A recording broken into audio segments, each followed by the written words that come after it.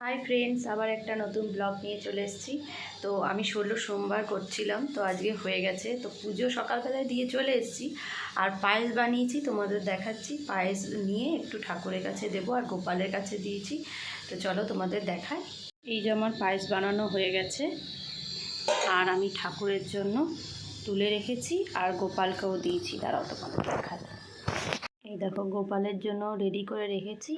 গোপালের চান হয়ে গেছে, নতুন টুপি উলিকর সব পরে গোপুসোনা আমার বসে আছে চান টান করে। আর মা আসবে, মা আর ফুল টুল ঠাকুরের দেবে, পুজো করবে। আর এই যে পায়েসটা রেখেছি, গোপুসোনাকে দেবে। এই দেখো, এই মন্দিরটা তোমাদের আগেও দেখিয়েছি, তো তোমাদের ভিতরটা দেখাই। অষ্টম ধরতে গণেশ ঠাকুর, আর এই যে মন্দির আগেও তোমাদের দেখিয়েছি।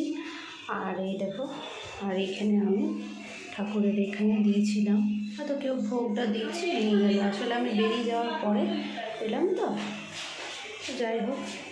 এই দেখো, ঠাকুরের বাবার প্রসাদ কে নিয়েছে, কোনো অসুবিধা নেই, ঠাকুরেরই তো ভোগ। দেখো আমার গুবরু শুনে কেমন বুঝেছি। আর পুজো দিয়ে ওই যে ঠাকুরকে পায়েস দিয়ে আসার পরে বাচ্চাদের সবাইকে দিলাম। আর এই যে রুটি আর সবজি বানিয়েছি, আলুর আর চা, এই খাবার নিয়ে বসেছি। আর এটা একটা হালুয়া আছে, সেটা একটু খাচ্ছি।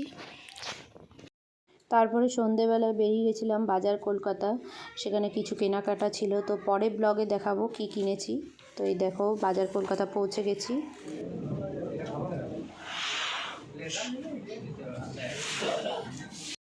তো একটা বিয়েবাড়ি ছিল, সেই বিয়েবাড়িটাতে গিয়েছিলাম, কিন্তু সোমবার ছিল বলে কিছু খাইনি। কিন্তু সত্যি কথা বলতে এতই ভিড় ছিল, আমরা কেউই বিয়েবাড়িটাতে না খেয়েই কিন্তু বাড়ি এসেছিলাম। রেডি হয়নি, ঠান্ডাতে এখনও শুয়ে আছে। আর আমি এই যে প্রচণ্ড ঠান্ডা, ওই জন্য একটা ব্ল্যাক ইয়ে ছিল, তোমাদের ব্লাউজই বলতে পারো এটা। তো এটার সাথে পরেছি, তো কেমন লাগছে জানিও। এটার সাথে কম্বিনেশন করে পরেছি ঠান্ডার থেকে বাঁচার জন্য।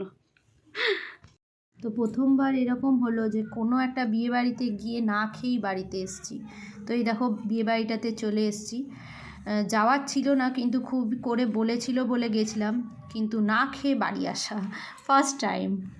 রেডির সাথে ব্লগটা শেষ করছি। তোমাদের যদি কিছু ভালো লেগে থাকে তোমরা লাইক, কমেন্ট, শেয়ার এবং সাবস্ক্রাইব করো। আর দেখতে থাকো ব্লগ উইথ লিলি।